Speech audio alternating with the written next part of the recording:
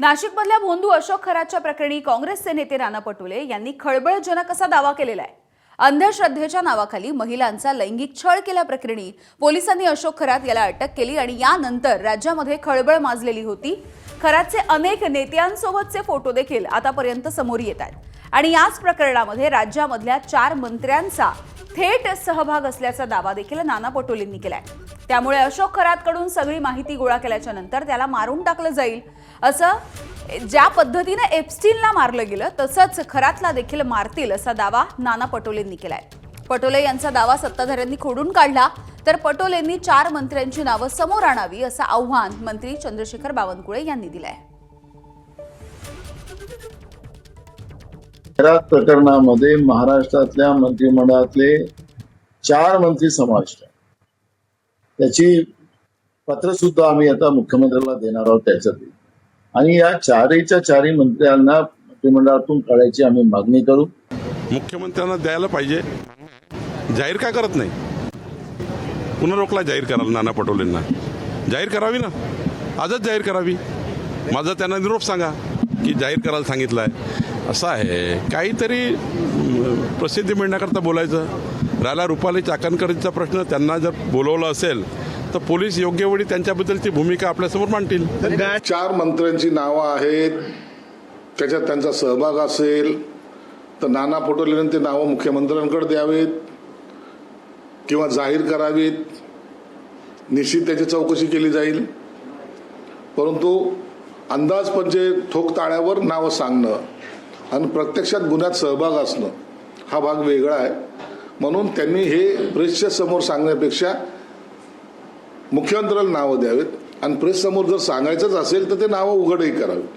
आम्ही मागच्या वेळेस सांगितलं की विधानसभेतही सांगितलं की घरातला त्याच्याकडून सगळी माहिती घेऊन याला शेवटी जसं एप्स्टीनला मारलं तसं याला पण मारतील असं आम्ही आरोप केलेला आहे।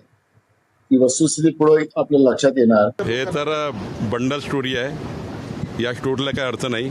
हिम्मत असेल तर एखाद्या वेळ बोललं ना पूर्ण बोललं पाहिजे, अपूर्ण बोलू नये व्यक्तीने। कुठल्याही व्यक्तीने अपूर्ण बोलू नये। काही मुख्यमंत्र्याला पत्र वगैरे नाही, तुम्ही त्यांना सांगा माझा निरोप, काही घाबरू नका।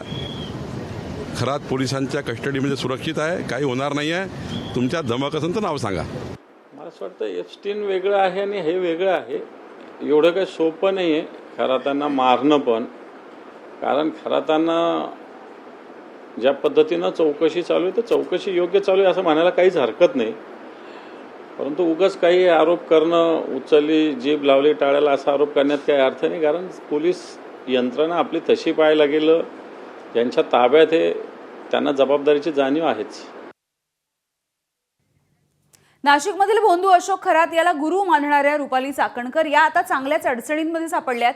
खरातशी जवळीक असल्यामुळे चाकणकरांना महिला आयोगाच्या अध्यक्षपदावरती पाणी सोडावं लागलं होतं आणि यानंतर आता एसआयटी कडून चाकणकरांची चौकशी सुरू आहे। दुपारी 12 वाजल्यापासून एसआयटी चाकणकरांची चौकशी करतेय, तर एसआयटीच्या प्रमुख तेजस्वी सातपुते यांनी स्वतः त्यांना प्रश्नही विचारले।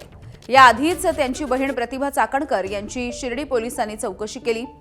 अशोक खरातची त्याची ओळख नेमकी केव्हापासून आहे? शिवनिका संस्थांवरती असताना या प्रकरणाची माहिती होती का? अशोक खरातच्या सोबत ज्या पूजाविधी केल्या त्या नेमक्या काय होत्या? अशा अनेक बाबींच्या संदर्भात एसआयटी कडून प्रश्न विचारले जात आहेत। इतर राजकीय मंडळी हे मंदिरामध्ये येत होते का? ते नेमके कोणाच्या सांगण्यावरून यायचे? खरातच्या संबंधित आर्थिक व्यवहार कोणकोणत्या बँकेच्या अकाउंटमधून झाले? या सगळ्याची चौकशी सध्या एसआयटी कडून होती आहे। शुभम बोडके आमचे प्रतिनिधी आपल्याला या संदर्भातली अधिकची माहिती देतील। शुभम, दुपारी 12 वाजल्यापासून चौकशी सुरू आहे, आता 6 वाजलेले आहेत। काय नेमकं विचारलं गेलंय आणि इतका वेळ ही चौकशी चालली आहे? नक्कीच आणि आपण जर बघितलं तर दुपारी 12 वाजेपासून खरं तर रुपाली चाकणकर यांची एसआयटी कडनं त्या ठिकाणी चौकशी सुरू आहे। या चौकशी दरम्यान जर बघितलं तर या सगळ्या संदर्भामध्ये जे काही फोटो व्हिडिओ रुपाली चाकणकर आणि अशोक खरात यांचे जे व्हायरल झालेले होते त्या संदर्भात खरं तर ही सगळी चौकशी त्या ठिकाणी सध्या सुरू आहे। अशोक खरात सोबत त्यांचे किंवा संबंध होते, केव्हापासून त्याच्याशी आपले आर्थिक संबंध आहे याची काही माहिती जी आहे ती रुपाली चाकणकर यांच्याकडनं एसआयटी घेत आहे।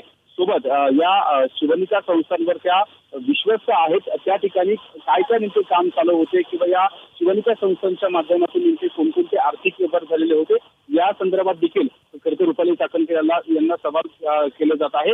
अशोक खरात यांच्या सोबत काही पूजा विधीचे फोटो व्हिडिओ खरं तर समोर आलेले होते आणि रुपाली चाकणकर या देखील त्या ठिकाणी पूजा विधी करताय, पाद्यपूजन करताय असे व्हिडिओ देखील समोर आलेले होते. त्याची खरं तर माहिती एसआयटी विचारत आहे. या शिवनिका संस्थांच्या अनुषंगाने जे काही राजकीय नेत्यांचे फोटो व्हिडिओ अशोक खरात सोबत आपल्याला पाहायला मिळाले होते ते व्हायरल देखील झालेले होते. अगदी शुभम, त्यामुळे या चौकशीमधून नेमकं काय समोर येतं हे बघणं महत्वाचं आहे. धन्यवाद माहितीसाठी.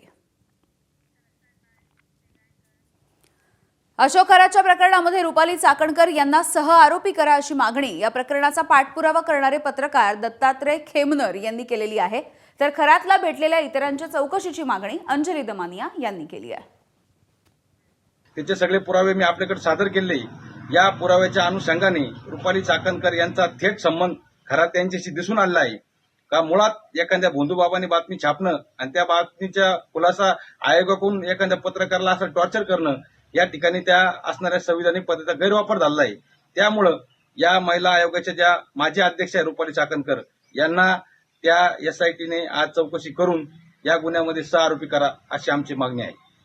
एसपींकडे फक्त जगदंबा आणि समता पतसंस्थेची होणार तर राजकारण्यांची, रुपाली चाकणकरची, सुनील तटकरेंची, सगळे झालेल्या व्यवहारांची, एकनाथ शिंदेंची, शेलारांची, चंद्रकांत पाटलांची, सगळ्या पक्षातल्या झालेल्या या राजकारण्यांची चौकशी कोण करणार हा अतिशय गंभीर मुद्दा होता. एकनाथ शिंदेचं नाव घेऊन काय करणार आहेत ते?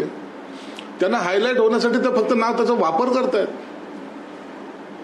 जे काही एकनाथ शिंदे साहेबांचे फोटो आपण पाहिलेले आहेत तर त्यांनी कुठे नाव कबूल नाही केलं, त्यांनी का डिनाय केलंय का? अहो, राजकीय नेता कोणत्याही कार्यकर्ता असेल का कोणतेही महाराज असतील किंवा कोणी असेल अनेक प्रसंगामध्ये एकमेकाची भेटगाठ होत असते.